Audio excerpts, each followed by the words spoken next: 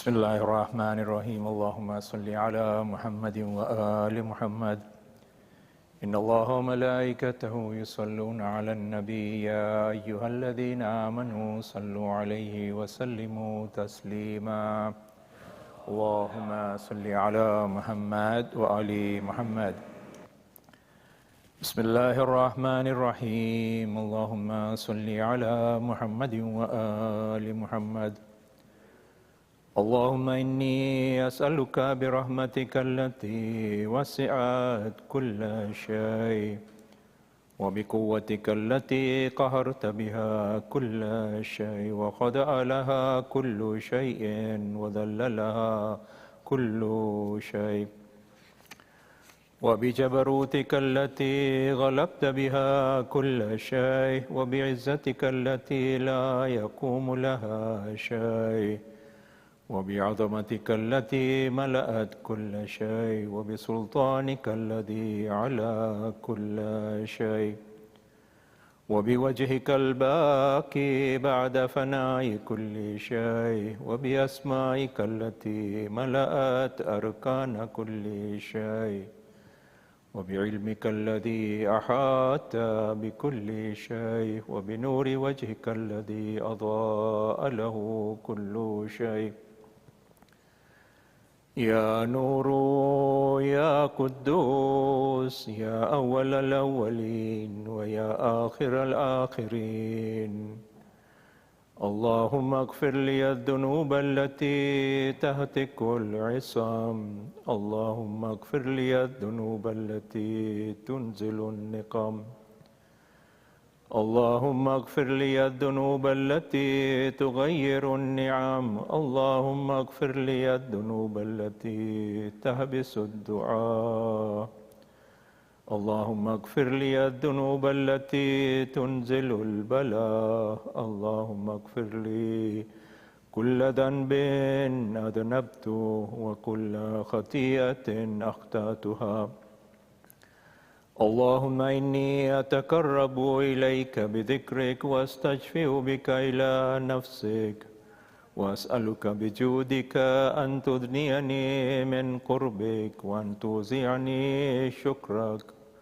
وأن تلهمني ذكرك اللهم إني أسألك سؤال خاضع متذلل خاشع أن تسامحني وترحمني وتجعلني باسمك راضيا قانعا وفي جميع الأحوال متواضعا اللهم واسألك سؤال من اشتدت فاقته وأنزل بك عند الشدائد حاجته وعظم فيما عندك رغبته اللهم عظم سلطانك وعلى مكانك وخفي مكرك وظهر أمرك وغلب قهرك وجرت قدرتك ولا يمكن الفرار من حكومتك اللهم لا أجد لذنوبي غافرا ولا لكبائه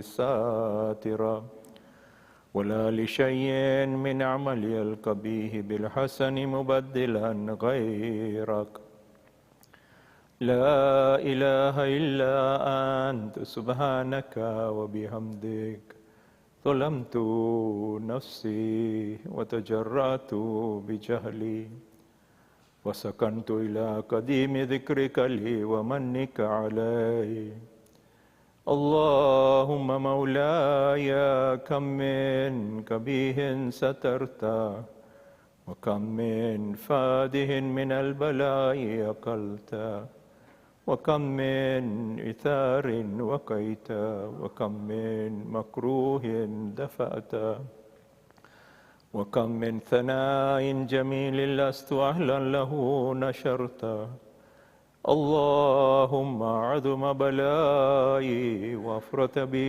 سوء حالي وكسرت بي أعمالي وقادت بي أغلالي وحبسني عن نفعي بعد أملي وخدعتني الدنيا بغرورها ونفسي بجنايتها ومثالي يا سيدي، فأسألك بعزتك أن لا يحجب عنك دعائي سوء عملي وفعالي، ولا تفضحني بخفي ما اطلعت عليه من سري، ولا تعاجلني بالعقوبة على ما عملته في خلواتي من سوء فعلي وإساءتي ودوام تفريطي وجهالتي وكثرة شهواتي وغفلتي. وكن اللهم بعزتك لي في كل الأحوال رؤوفا،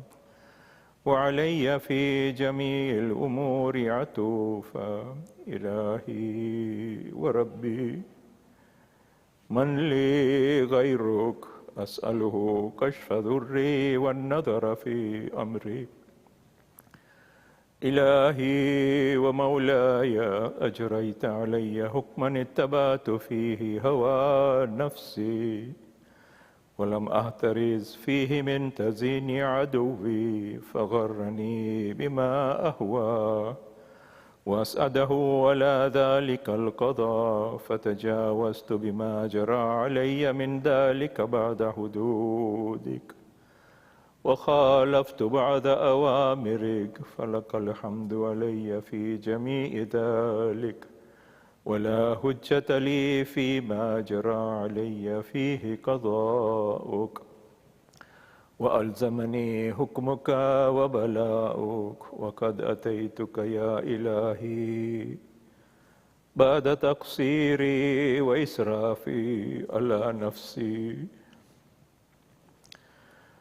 معتذرا نادما منكسرا مستقيلا، مستغفرا منيبا مقرا، مذعنا مؤترفا. لا أجد مفر مما كان مني، ولا مفزعا أتوجه إليه في أمري، غير قبولك عذري وإدخالك إياي في سعة من رحمتك. اللهم فأقبل عذري وارحم شدة ضري، وفكني من شد وثاك. يا رب ارحم ضعف بدني وركة جلدي ودكة عظمي. يا من بدأ خلقي وذكري وتربيتي وبري وتغذيتي، هبني لابتداء كرمك وسالف برك بي يا إلهي وسيدي وربي. أتراك معذبي بنارك بعد توحيدك، وبعد ما انتوى عليه قلبي من معرفتك، ولهج به لساني من ذكرك، واعتقده ضميري من حبك، وبعد صدق اعترافي ودعائي خاضعا لربوبيتك. هيهات أنت أكرم من أن تضيع من ربيت، أو تبعد من أدنيت، أو تشرد من آويت، أو تسلم إلى البلاء من كفيته ورحمت. وليت شعري يا سيدي وإلهي ومولاي، أتسلط النار على وجوه خرت لعظمتك ساجدة، وعلى ألسن نطقت بتوحيدك صادقة وبشكرك مادها، وعلى قلوب اعترفت بإلهيتك محققة، وعلى ضمائر هوت من العلم بك حتى صارت خاشعة، وعلى جوارها سعت إلى أوطان تعبدك طائعة، وأشارت باستغفارك مذعنا. ما هكذا ظنوا بك ولا أخبرنا بفضلك عنك يا كريم. يا ربي وأنت تعلم ضعفي عن قليل من بلاء الدنيا وعقوباتها وما يجري فيها من المكاره على أهلها، على أن ذلك بلاء ومكروه قليل مكثور، يسير بقاؤه قصير مدته، فكيف احتمالي لبلاء الآخرة وجليل وقوع المكاره فيها وهو بلاء تطول مدته ويدوم مقامه ولا يخفف عن أهله، لأنه لا يكون إلا عن غضبك وانتقامك وسخطك، وهذا ما لا تقوم له السماوات والأرض. يا سيدي، فكيف لي وأنا عبدك الضعيف الذليل الحقير المسكين المستكين؟ يا إلهي وربي وسيدي ومولاي، لأي الأمور إليك أشكو ولما منها زج وأبكي، لعليم العذاب وشدته أم لطول البلاء ومدته؟ فلئن صيرتني للعقوبات مع أعدائك وجمعت بيني وبين أهل بلائك وفرقت بيني وبين أحبائك وأوليائك، فهبني يا إلهي وسيدي ومولاي وربي، صبرت على عذابك فكيف أصبر على فراقك؟ وهبني صبرت على هر نارك فكيف أصبر عن النظر إلى كرامتك؟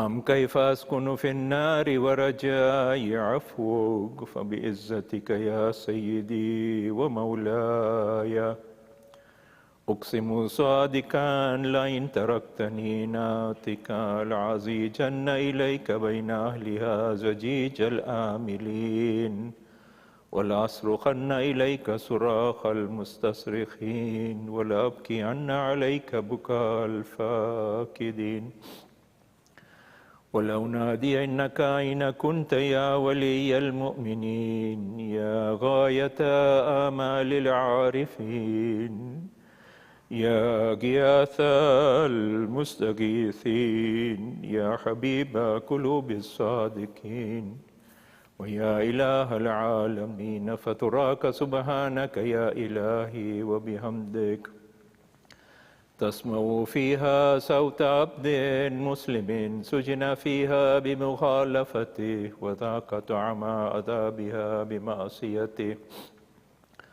وحبس بين أطباقها بجرمه وجريرته وهو يزج إليك زجيجا مؤمل لرحمتك ويناديك بلسان أهل توحيدك ويتوسل إليك بربوبيتك.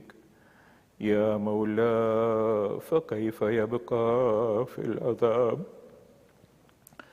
وهو يرجو ما سلف من حلمك؟ أم كيف تؤلمه النار وهو يعمل فضلك ورحمتك؟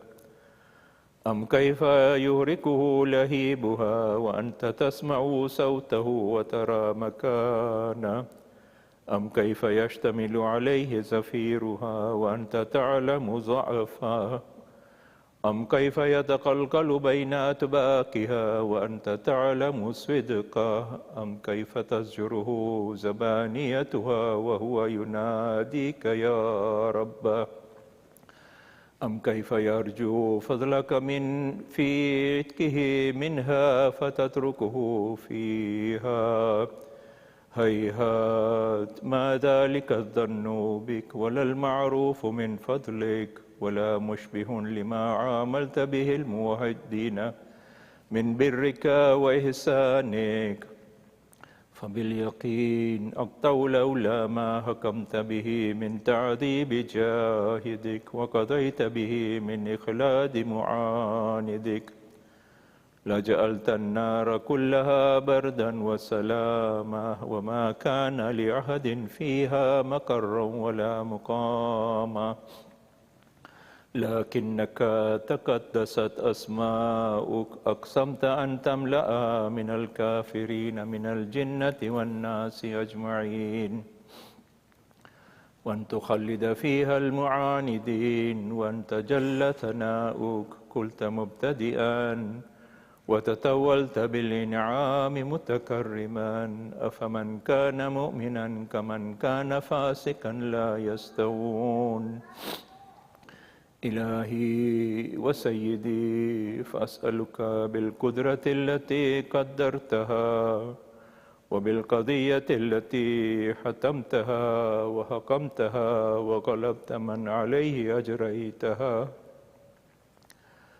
أن تهب لي في هذه الليلة وفي هذه الساعة كل جرم أجرمت وكل ذنب أذنبت وكل قبيح أسررت وكل جهل عملته كتمته أو أعلنت، أخفيته أو أظهرت، وكل سيئة أمرت بإثباتها الكرام الكاتبين الذين وكلتهم بحفظ ما يكون مني، وجعلتهم شهودا علي مع جوارحي، وكنت أنت الرقيب علي من ورائهم والشاهد لما خفي عنهم، وبرحمتك أخفيت وبفضلك سترت، وأن توفر حظي من كل خير أنزلت أو إحسان فضلت أو بر نشرت أو رزق بسطت أو ذنب تغفره أو خطأ تستره. يا ربي يا ربي يا رب، يا إلهي وسيدي ومولاي ومالك رقي، يا من بيده ناصيتي، يا عليما بذري ومسكنتي، يا خبيرا بفقري وفاقتي، يا ربي يا ربي يا رب، أسألك بحقك وقدسك وعظم صفاتك وأسمائك أن تجعل أوقاتي من الليل والنهار بذكرك معمورة وبخدمتك موصولة وأعمالي عندك مقبولة، حتى تكون أعمالي وأورادي كلها وردا واحدا، وحالي في خدمتك سرمدا. يا سيدي يا من عليه معولي، يا من إليه شكوت أهوالي، يا ربي يا ربي يا رب، قوي على خدمتك جوارحي واشدد على العزيمة جوانه، وهب لي الجد في خشيتك والدوام في الاتصال بخدمتك، حتى أسرح إليك في ميادين السابقين وأسرع إليك في البارزين، واشتاق إلى قربك في المشتاقين، وأدنو منك دنو المخلصين، وأخافك مخافة الموقنين، واجتمع في جوارك مع المؤمنين. اللهم ومن أرادني بسوء فاعرضه، ومن كادني فكد، واجعلني من أحسن عبيدك نصيبا عندك،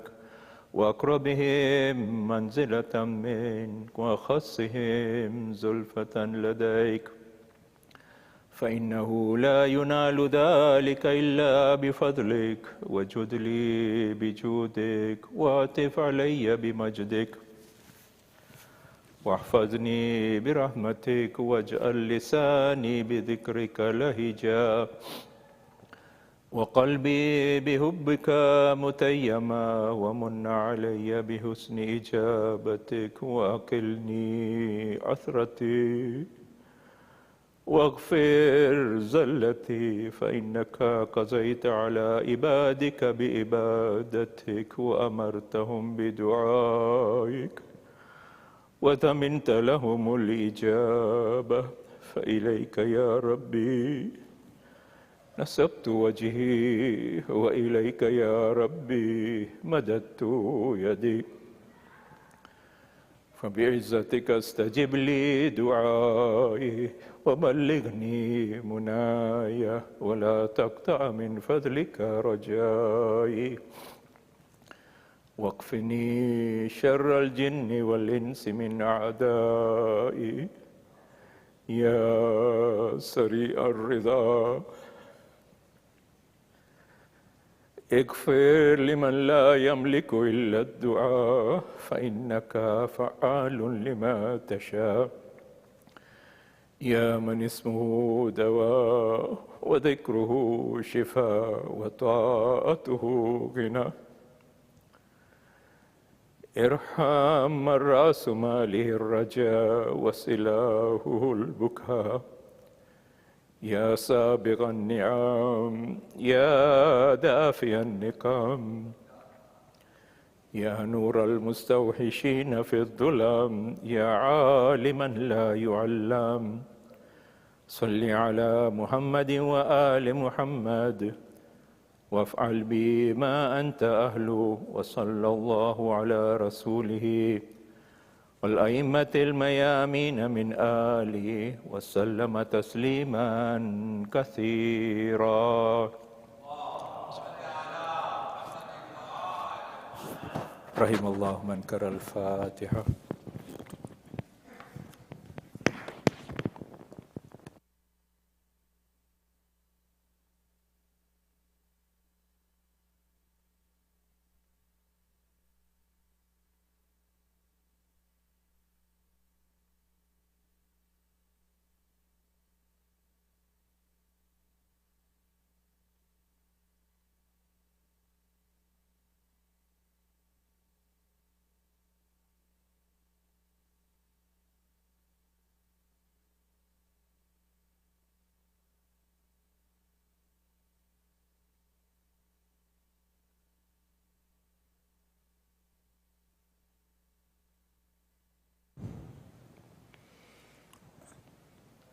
Sayyid Shabbir Kirmani, respected elders, brothers and sisters, Assalamu alaikum. Surah Fatiha is requested for the Saleh Sawab of Marhumin listed on the screen, and for all Marhumin, Al-Fatiha. Bismillah.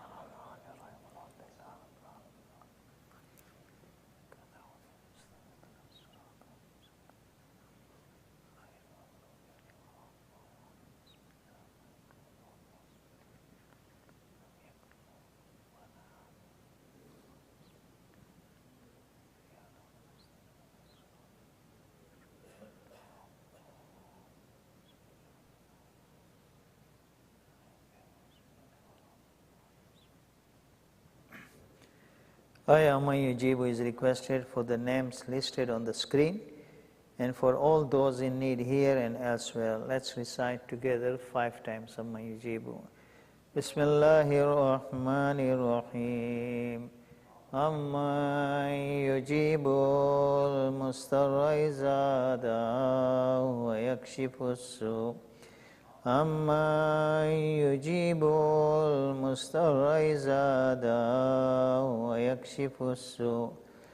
Amma yujibul mustarra iza da'ahu wa yakshifu as-su'. Amma yujibul mustarra iza da'ahu wa yakshifu as-su'. أَمَّن يُجِيبُ الْمُضْطَرَّ إِذَا دَعَاهُ وَيَكْشِفُ السُّوءَ. At this time, I would like to call Sayyid Shabbir Kirmani to give tonight's lecture with a loud salawat ala Muhammad wa ali Muhammad. Allahumma salli ala Muhammad.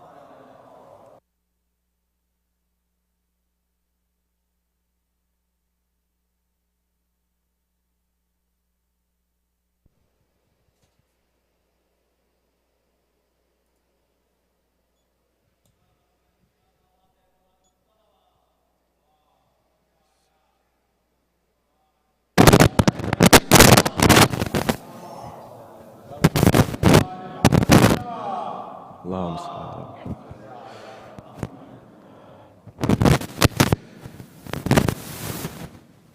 أعوذ بالله من الشيطان اللعين الرجيم. بسم الله الرحمن الرحيم. الحمد لله رب العالمين بارئ الخلائق أجمعين فاطر السماوات والأرضين، والصلاة والسلام والتحية والإكرام على الرسول المسدد المصطفى الأمجد المحمود الأحمد الذي سمي في السماء بأحمد وفي الأرض بأبي القاسم محمد. اللهم صل على محمد وعلى أهل بيت الطيبين الطاهرين المعصومين المظلومين المنتجبين الذين أذهب الله عنهم الرجس وطهرهم تطهيرا.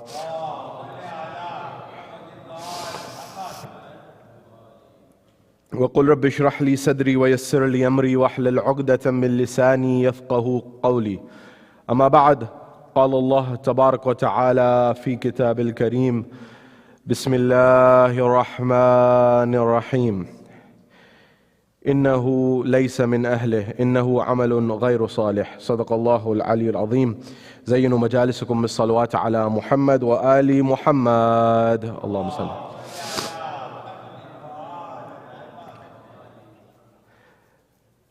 My respected elders, brothers and sisters in Islam and Iman here in Florida, across the globe, wherever you may be hearing my voice, Salamun alaykum jami'an wa rahmatullahi wa barakatuh. Question: what is the journey of spirituality in Islam? We started a series last week and we're continuing it tonight on the basis of the power of Islamic philosophy and spirituality in our life. And the question that we're exploring is, how can the philosophy, the psychology, the spirituality that Islam teaches us help us live a better life, a better quality of life, to improve our lives as families, as communities, as civilizations, and how can it lift up everyone together? And what is it that is the worldview of Islam in terms of how the world should operate? So what is the essence of how Islam sees things? How is the Islamic philosophy, Islamic spirituality, the Quran and the world view that Islam gives, what is that world view and how does it impact the way that we operate in our world? To understand how important this is, I want to look at first what it is that a philosophy gives rise to in terms of a world view, and as a result of that, how does that have an impact on how you live and operate in the world? Number one. Number two, what are some examples from the teachings of the Quran and the Ahlul Bayt that allow us to understand how this philosophy and this spirituality can be used as a reservoir and a resource to make the best come out of our lives? And finally, how is it that we understand that through the teachings of the Quran and the Ahlul Bayt, how this was implemented through the teachings of the Ahlul Bayt so that they actually showed how spirituality can give rise to a better world and a better civilization. This is our agenda for the brief moments that we are here together. From the bottom of your heart, send the salawat ala Muhammad wa ali Muhammad.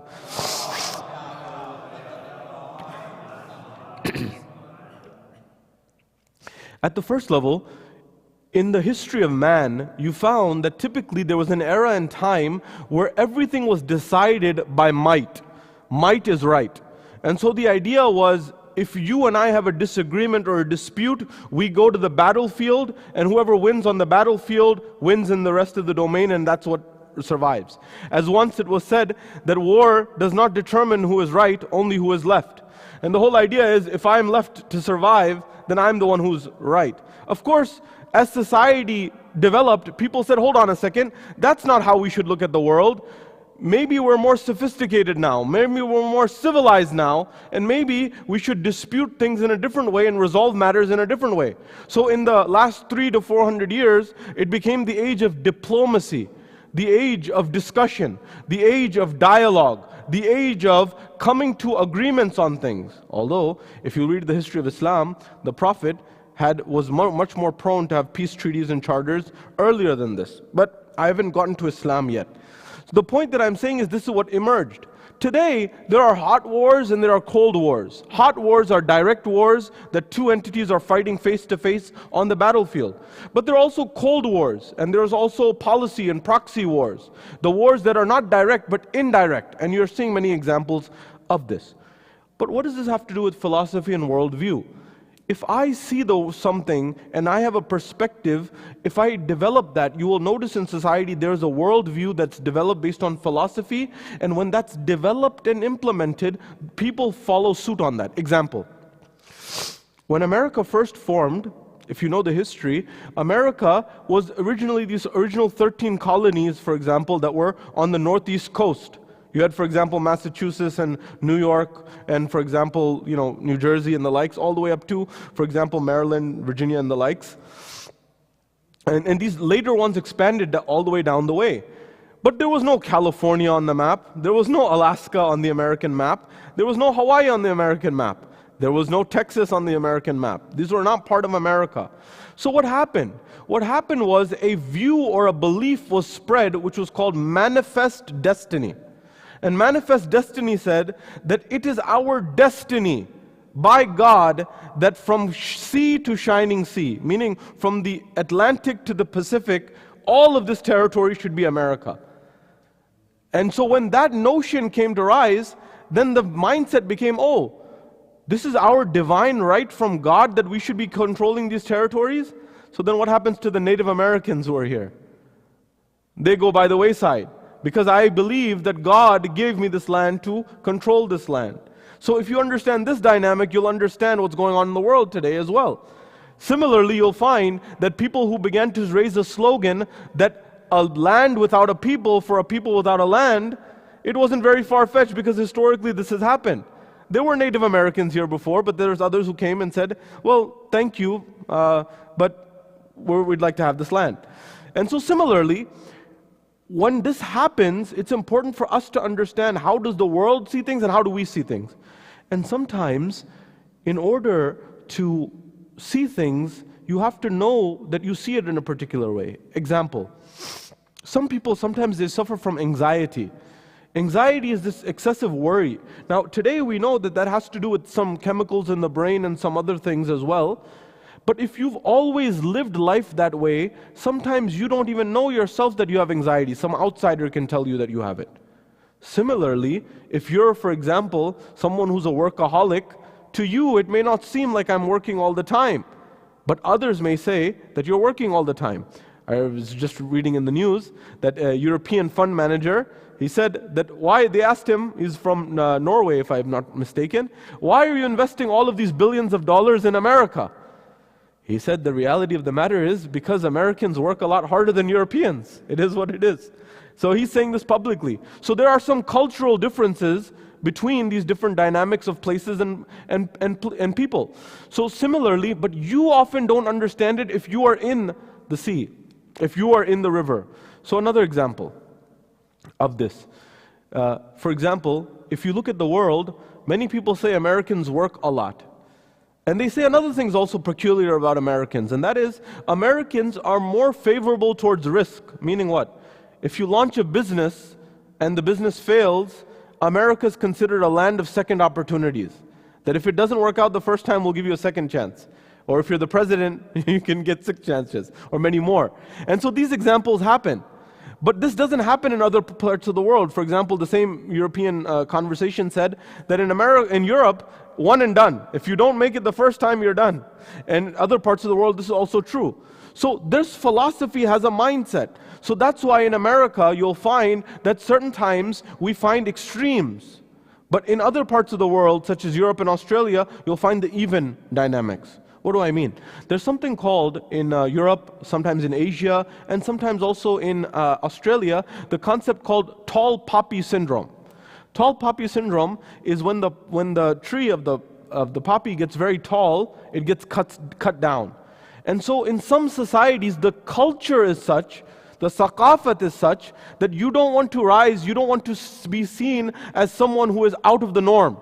So when that happens, places like America accept that talent and say, come to us, we welcome people who are outsiders or people who are extraordinary or outliers.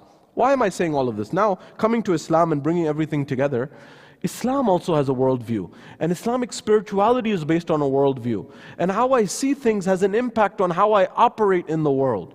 Is it that my purpose of creation was only to accumulate money? Maybe, maybe not. That's not necessarily what Islam says. Is my purpose only to, for example, be mazloom all day and just sit at home and get tossed around here and there? Is my purpose to just sit in the masjid all day? Is my purpose to have no focus on Allah, on God? Is my focus to have absolute focus on Allah? All of these questions give rise to how I look at the world and how I implement it. And in order to understand this, you will understand that Islam said, look, what is the essence of Islamic spirituality? The essence is understanding the worldview, which is this, that I understand the relationship between insan and Allah subhanahu wa ta'ala, and how that relationship between insan and Allah subhanahu wa ta'ala explains to insan what his self-worth is, what his purpose is, and ultimately what his return is to. And by understanding that, I get a reason as to why I exist. I get a purpose for why I exist, and I also get an action plan of what I'm to do. What that means is, Allah subhanahu wa ta'ala says that I made you my best of creation. Now it is on you to try to do whatever you can to make this world a better place. So I get a concept of what is my self-worth. My worth is tremendous. As the Ahlul Bayt have said, as Amir al-Mu'mineen is attributed to have said, oh man, your worth, do you know your worth? Don't sell yourself short. Each and every one of you, your worth is Jannah. Do not sell yourself short. You know, for example, in sports, they buy contracts of top players and top athletes, hundreds of millions of dollars, billions of dollars today. Sometimes for 1 year you get $1 billion these days. But what if they signed a deal for $1 million? Their worth is $1 billion for 1 year. They signed a 10-year contract for $1 million. You'd say the guy's lost his mind. Unless he got some equity play or some other way of getting income, it doesn't make any sense. Similarly, from the Islamic perspective, our worth is Jannah. Our worth is paradise. Do not sell yourself short. As the poet says, "Ay taire lahuti, us rizq se maut achhi, jis rizq se aati ho, parwaz mein kotahi." What is this notion? Now, Tahir is a bird. Lahut is what? You have to know some makans that Allah has created for us to understand. There is the environment of alams or alameen. So there is, when we say Alhamdulillahi Rabbil Alameen, all praise is due to the Master or the Lord of the universe or the universes. What does that mean? There is one physical universe that we know that we are still figuring out the bounds of it. But in Allah's makan of what Allah has created in alameen, there are several different alameen. There is alame, for example, nasut. There is the alam which is, for example, that physical domain of what we experience. Then there is something called alame lahut. Lahut is that maqam that is everything that is God related, but it does not physically have a manifestation. So for example, if I am looking for spirituality in my life, yes, I can work hard in this dunya, make money, for example, and help my family, my community, my society, and uplift people, and I can use that rizq as a way to achieve lahuti maqam, but as an ends, the externals are not an ends, they are means. In our world, we have made the external, the physical, the car, the house, the physical, as an end. Islam said, you want to have these things, no problem. But don't see them as an end, see them as a means to an end. Meaning if you think, and this is one of the crises that the world is suffering in terms of depression and anxiety and many of the worries of today. Because our world is saying, get the externality and happiness will follow. But now fast forward and people are getting the externalities and they're finding that the happiness doesn't follow. But there's an easy solution to that. A book I recommend you read is called The Paradox of Generosity. Paradox is something that you think it's something that contradicts, but in reality, it's strange, but it's true. So for example, if I tell you that you spend your money and you'll get more money, you may say, how's that possible? How do I lose money and then get money? But it's true in the principle of Allah subhanahu wa ta'ala, that if you give in the way of Allah, Allah will increase it. So for example, when people came to the sixth Imam, and they say, Yabna Rasulullah, I'm in abject poverty. He said, feed some people. He said, yeah, Yabna Rasulullah, I don't have money to feed myself, you want me to feed other people? How am I supposed to do that? Sallu ala Muhammad wa ali Muhammad. Allahumma.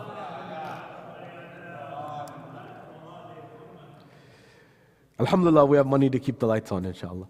So you don't have money to feed other people. How am I supposed to feed? How am I supposed to feed others? I don't have money to feed myself. So he says, look, even if you have to go home and you have to sell your pillow, go and sell your pillow and then feed a few people.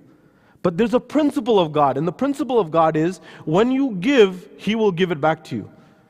And He will give it back multiple folds.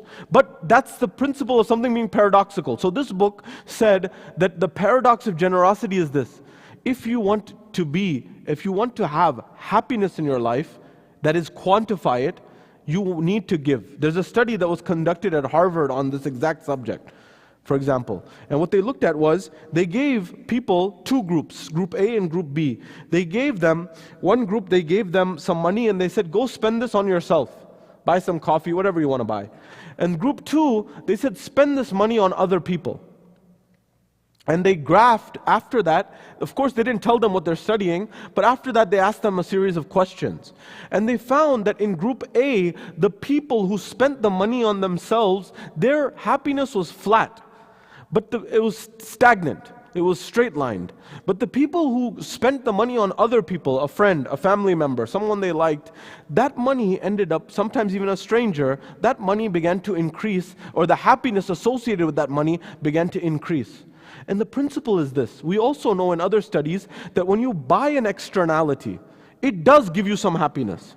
If you buy like a really nice car or a really nice house, it gives you some happiness according to surveys, again at Harvard and other institutions, but it only lasts for about 3 months. Beyond that, it doesn't last. But if you want sustained happiness, you make a change in someone's life that lasts forever. Maybe helping someone, maybe in business, maybe helping someone in getting a house. I don't know what it is. You find out. I'm sure you can figure out many better ways. But that sustained thing that says that this person's life was changed for the better by my actions or by your actions, that's something that changes the paradigm.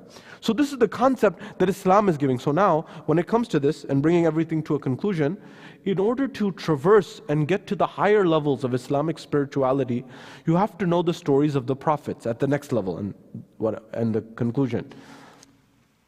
Allah subhanahu wa ta'ala tells us about the story of Adam, and that's very clear in front of you. And when it comes to Islamic spirituality, Allah created us to be His Khalifa on earth, to manifest Allah's Kamal on earth. How does that mean, manifest Allah's Kamal? There is a tradition that's accepted by some scholars, others have difference of opinion, but it says, why did Allah create you and I? And one of the reasons is Allah subhanahu wa ta'ala says that I was a hidden treasure and I wish to be known. That is, in order to be known, He created the whole universe and insan.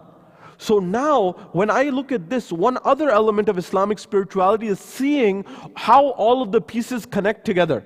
Which brings me back to that point which I'll bring to this forefront, is the different alameens. Alam al-Nasud, Alam al-Lahut, and for example, the examples of Alam al-Malakut, Alam al-Jabarut.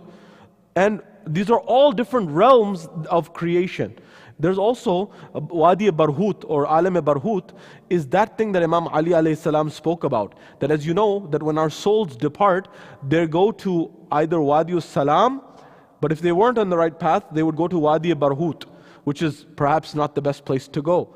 So there are different realms. So the poet here is saying, "E taire lahuti," O bird that is meant to be in the realm of lahut, which is the realm of Allah subhanahu wa ta'ala. You are not meant to be here in the realm of insan. This is a transitionary period where you're supposed to just go through, but that's not your manzil or your destination. Your destination is Allah subhanahu wa ta'ala's domain. "E taire lahuti," us rizq se maut achhi. Better than that sustenance, death is better than that sustenance. Which sustenance? That sustenance which leads you to fly lower than your destination. So for example, you are meant to make it very far. You are meant to go to the domain of Allah subhanahu wa ta'ala. But because you compromised and you accepted that sustenance is a metaphor here. You accepted that life that caused you to compromise your flight, you lost out. So similarly, in the spiritual realm, we should have these principles that allow us to fly higher. So now bringing this to the stories of the prophets, we left at Prophet Idris. Prophet Idris is the prophet who's mentioned in the Quran after Prophet Adam. Idris is mentioned briefly, and he's considered the grandfather of Nabi Nuh, just so you can understand the timeline. Adam, of course, then there's Nuh. In between are other prophets, but Idris is also there. And I mentioned to you last time that they say Seth or Sheeth is the one who was the son of Adam, who continued the lineage of Adam after Habil and Qabil, as you are aware. So then Idris comes. They say the root word of dars is also from Idris, because he's the first one who wrote and the first one who showed this educational dimension. When we come to him afterwards, you'll notice that there's Nabi Nuh alayhi salam. And Nuh gives us some principles. Nuh teaches us that the journey of spirituality requires tremendous struggle. Why? Because Nuh alayhi salam, he propagated for a long time, as you know, over 950 years, 1,000 years plus, 1,200 years, different numbers have been given. But it was a long time. But despite that, the narrations say he had hardly 80 followers. Imagine, if you spend so many years of your life trying to make a movement and you only get 80 followers. Number one. Number two, the story of Nuh alayhi salam teaches us that this is the first example where a prophet has used dalil to try to respond to opposition. So for example, he was told in a situation and he faced heavy opposition. So they said, Nuh invites the people to Allah and to Islam and to Deen. And eventually they started to make objections. So they said, number one, if you are a real representative of God, you'd be an angel or some other creation. You're not an angel or another creation, so you're not that. Number one. Number two, they said a very interesting principle that can also help us guide us today. The objection that they gave to Nabi Nuh was that the people who follow you, they are the downtrodden of society. They are not the wealthy, they are not the elites, they are not the people who are succeeding in every domain of life. These are downtrodden people, nobody even cares about them. Why should we listen to you because of your followers? A movement is told by its followers. That's what they were arguing. Which there's some truth, but there's also much falsehood in that. Because society can perceive people as downtrodden, but that doesn't mean that in Allah's eyes they are downtrodden or they're that same perspective. The final thing they said is, what kamal do you have over us? The third thing is, what's different between you and us? You and I are the same.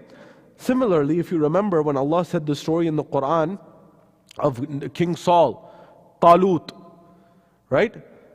Banu Israel said, Ya Allah, appoint for us a king that will give us victory. Allah appoints King Saul or Talut.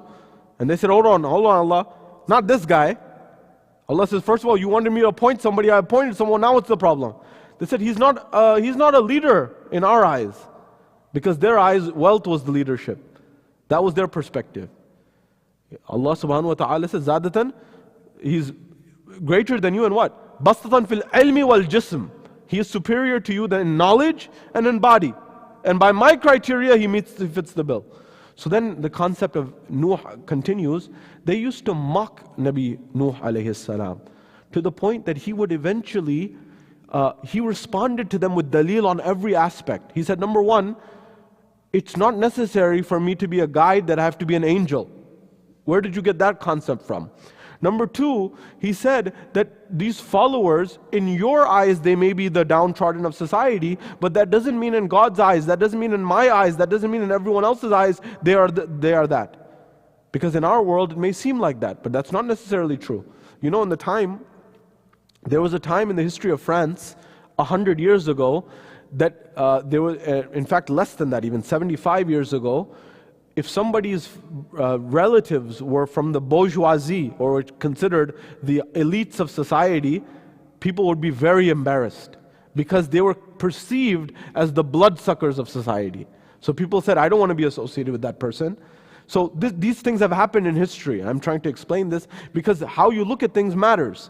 The third element of the equation is, he says that maybe right now I'm not showing any kamal over you, but that doesn't mean that I'm not someone who's a leader from God. And eventually Allah showed. But what tipped it over the edge? What tipped it over the edge in the story of Nabi Nuh is one of the canonical sins, or one of the biggest sins, which is takabbur, arrogance. The same thing that shaitan showed. And what they began to say was, that to Nabi Nuh, was that if you are right, then tell your Lord to send adhab on us. That's when you're playing with fire. You should not get so arrogant in front of Allah subhanahu wa ta'ala, that if Allah is giving you respite, that you say that send adhab. And so Allah said, so be it. And eventually, this whole story unfolded. We'll continue that inshallah in the next session.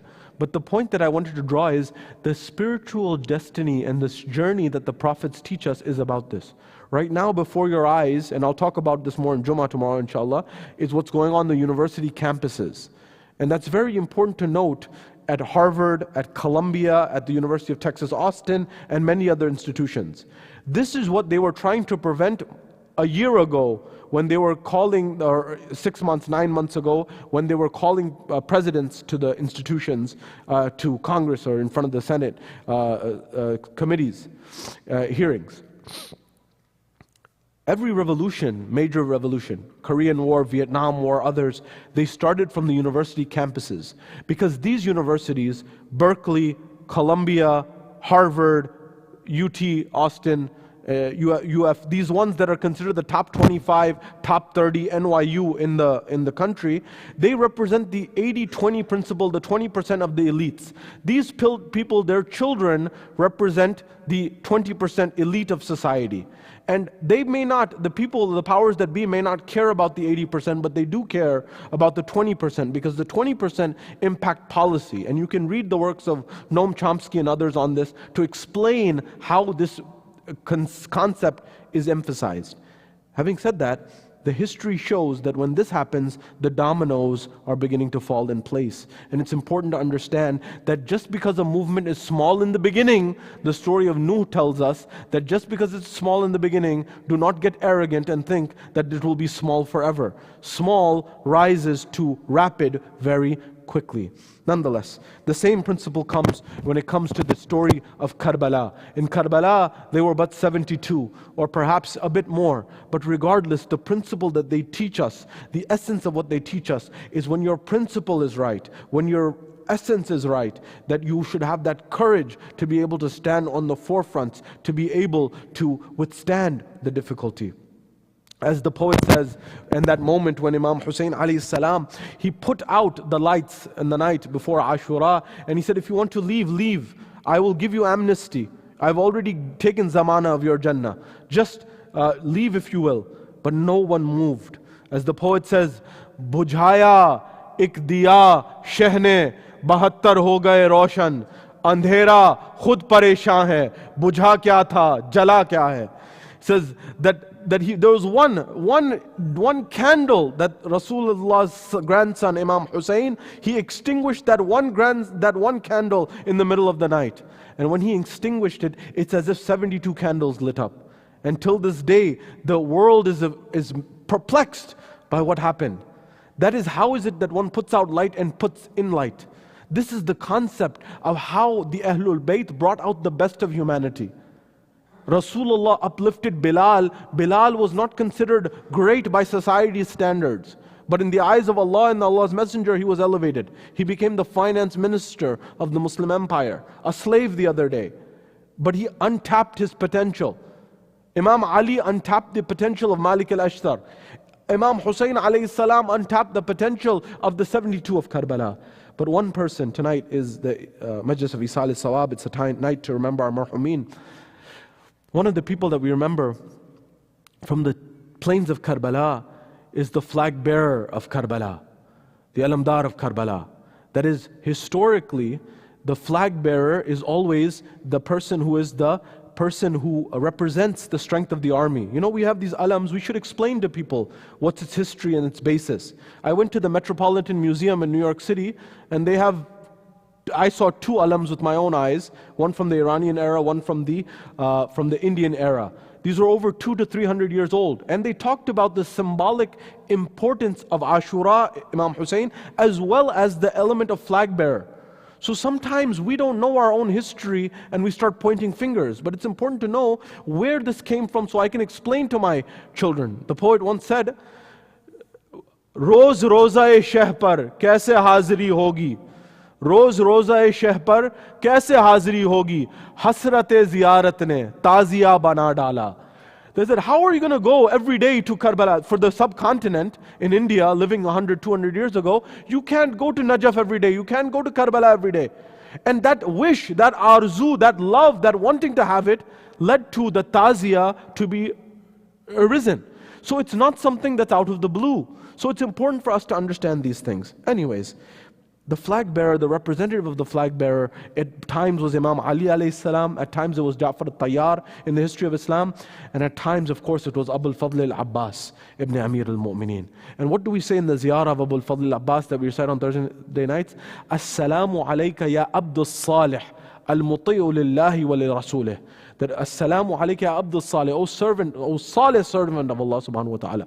The one who did ita'at, who listened to the command of Allah and His representative on earth.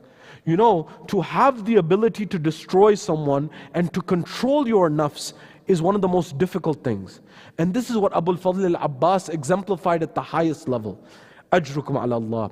Azadaro do jumle, shab juma hai, kehte hain, کہ جب حضرت ابو الفضل العباس نہر کے کنارے گئے اور جب انہوں نے پانی لیا اور پانی لے کے جب واپس آ رہے تھے ان کی طرف تیر آگے بڑھے اور ایک تیر ایک ہاتھ قلم کر گیا اور دوسرا تیر دوسرا ہاتھ قلم کر گیا اور ایک تیر آنکھ میں لگا. ایک مرحلہ یہ آیا کہ عباس زین سے زمین تک آئے اور جب زمین تک آئے تو پھر امام حسین علیہ السلام حضرت ابو الفضل العباس کی جانب بڑھے اور جب حضرت عباس کی جانب بڑھے کہتے ہیں کہ حضرت امام حسین علیہ السلام نے حضرت عباس کا سر لیا اور اپنے زانوں میں رکھا اور جب زانوں میں رکھا تو گفتگو ہونے لگی بھائیوں میں. اور جب گفتگو ہونے لگی حضرت عباس نے کہا کہ اے مولا اے آقا اگر کوئی حکم ہو تو بتائیے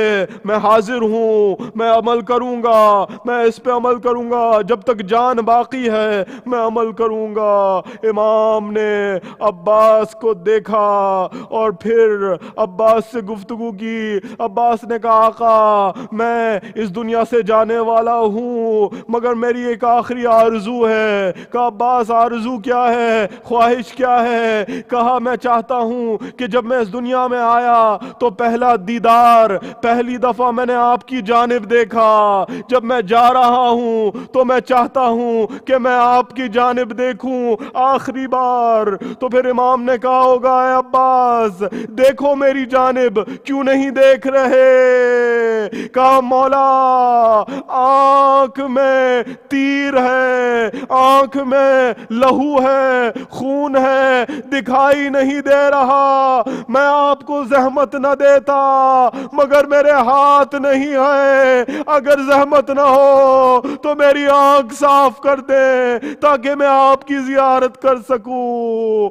امام حسین نے بھی ایک جملہ کہا आका है अब्बास, जिंदगी से इस वक्त तक तुमने सिर्फ आका कहा, कभी मौला कहा, कभी आका कहा, कभी इमाम कहा, कभी एक बार भाई कह के पुकार दो। मौला ने कहा, अब्बास ने कहा, अखी हुसैन, रूह परवाज कर गई अब्बास से अलमदार की। अला लानतुल्लाहि अलल कौम ज़ालिमीन व सयअलमु लज़ीना ज़लमू अय्युम मुनक़लिबिन यन्क़लिबून इन्ना लिल्लाहि व इन्ना इलैहि राजिऊन। सल्लल्लाहु अलैका या रसूल अल्लाह, सल्लल्लाहु अलैका या अमीरल मुमिनीन, सल्लल्लाहु अलैकी या फ़ातिमत ज़हरा सय्यदत निसाइल आलमीन, सल्लल्लाहु अलैका या हसन अल मुज्तबा। अस्सलामु अलल हुसैन व अला अली इब्न अल हुसैन व अला औलादिल हुसैन व अला अस्हाबिल Hussain. Ya Allah, we ask you to accept this ibadah. Ya Allah, we ask you to allow us to learn from the philosophy of spirituality, and the Quran, in order to implement the spirituality of Islam in our lives to make the world a better place. Ya Allah, we ask you to bring peace to the world, to allow justice to reign supreme, to be fairness and to bring fairness to the world. Ya Allah, hasten the reappearance of Imam Sahib al-Asr Zaman and allow us to be amongst his companions when he returns. A final request, if you could please recite Surah Al-Fatiha for the departed soul of Marhum Yusuf Sivji, as well as for your marhameen, for our marhameen, and for all those who do not have someone to recite a Fatiha for them this night. Surah Al-Mubarak Al-Fatiha ma'as salawat. Allahumma salli ala Muhammad. Bismillah ar-Rahman ar-Rahim.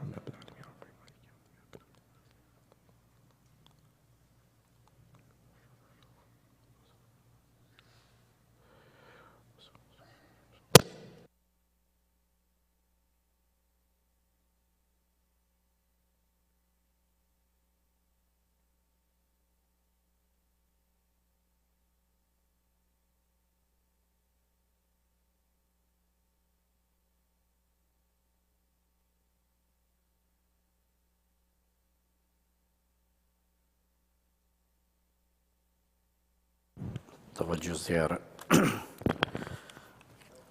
بسم الله الرحمن الرحيم. السلام عليك يا وارث آدم صفوة الله. السلام عليك يا وارث نوح نبي الله. السلام عليك يا وارث إبراهيم خليل الله. السلام عليك يا وارث موسى كليم الله. السلام عليك يا وارث عيسى روح الله. السلام عليك يا وارث محمد حبيب الله. السلام عليك يا وارث أمير المؤمنين عليه السلام ولي الله. السلام عليك يا ابن محمد المصطفى. السلام عليك يا ابن علي المرتضى. السلام عليك يا ابن فاطمة الزهراء. السلام عليك يا ابن خديجة الكبرى. السلام عليك يا ثار الله وابن ثاره والوتر الموتور.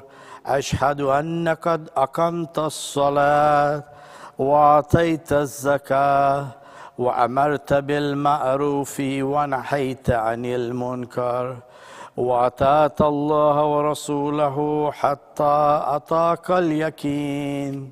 فلعن الله أمة قتلتك ولعن الله أمة ظلمتك ولعن الله أمة سميت بذلك فرزيت بي. يا مولاي يا أبا عبد الله، أشهد أنك كنت نورا في الأصلاب الشامخة والأرحام المطهرة، لم تنجسك الجاهلية بأنجاسها ولم تلبسك من مضلح موت ثيابها.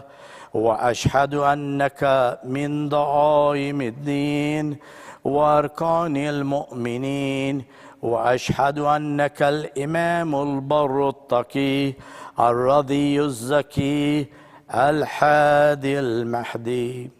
وأشهد أن أئمة من ولدك كلمة التقوى وعلام الحدى والعروة الوثقى والحجة على أهل الدنيا. وأشهد الله وملائكته وأنبياءه ورسله أني بكم مؤمن وبإيابكم موقن بشرايا ديني وخواتيم عملي، وقلبي لقلبكم سلم وأمري لأمركم متبع. صلوات الله عليكم وعلى أرواحكم وعلى أجسادكم وعلى أجسامكم وعلى شاهدكم وعلى غائبكم وعلى ظاهركم وعلى باطنكم. السلام عليك يا ابن رسول الله، السلام عليك يا ابن نبي الله، السلام عليك يا ابن أمير المؤمنين، السلام عليك يا ابن الحسين الشهيد، السلام عليك أيها الشهيد، السلام عليك أيها المظلوم وابن المظلوم. لعن الله أمة قتلتك، ولعن الله أمة ظلمتك، ولعن الله أمة سميت بذلك فرزيت بي. السلام عليكم يا أولياء الله وأحباء، السلام عليكم يا أصفياء الله وعوداء، السلام عليكم يا أنصار دين الله، السلام عليكم يا أنصار رسول الله، السلام عليكم يا أنصار أمير المؤمنين، السلام عليكم يا أنصار فاطمة سيدتي نساء العالمين، السلام عليكم يا أنصار أبي محمد الحسن بن علي ولي الزكي الناصي العمين، السلام عليكم يا أنصار أبي عبد الله. بأبي أنتم وأمي طبتم وطابت الأرض التي فيها دفنتم وفزتم فوزا عظيما، فيا ليتني كنت معكم فأفوز معكم. السلام عليك يا أبا الفضل العباس بن أمير المؤمنين، السلام عليك يا ابن سيد الوصيين، السلام عليك يا ابن أول القوم الإسلاما وأقدمهم إيمانا وأقومهم بدين الله وأحوتهم على الإسلام. أشهد لقد نصحت لله ولرسوله ولأخيك فنعم الأخ المواصي. فلعن الله أمة قتلتك، ولعن الله أمة ظلمتك، ولعن الله أمة استخلت منك المحارم وانتهكت حرمة الإسلام. فنعم الصابر المجاهد الناصر الأخ الدافع عن أخيه المجيب إلى طاعة ربه الراغب فيما زهد فيه غيره من الثواب الجزيل والثناء الجميل، والحقك الله بدرجتك آبائك في جنات النعيم. السلام عليكم ورحمة الله وبركاته. السلام عليك يا السلام عليك يا شمس الشموس وعنيس النفوس، أيها المدفون بأرض توس، الرضا المرتضى والراضي بالقدر والكذا، مولانا علي بن موسى الرضا. كن شفيعنا وشفيع والدينا في يوم الجزاء. وفقنا الله لزيارتك يا مولا، ورزقنا الله شفاعتك في الدنيا والآخرة. السلام عليك وعلى أختك فاطمة المعصومة جميعا ورحمة الله وبركاته. السلام عليك يا مولانا يا صاحب العصر والزمان. السلام عليك يا خليفة الرحمن. السلام عليك يا شريك القرآن. السلام عليك يا كعبة الإيمان. السلام عليك يا إمام الإنس والجان ورحمة الله وبركاته.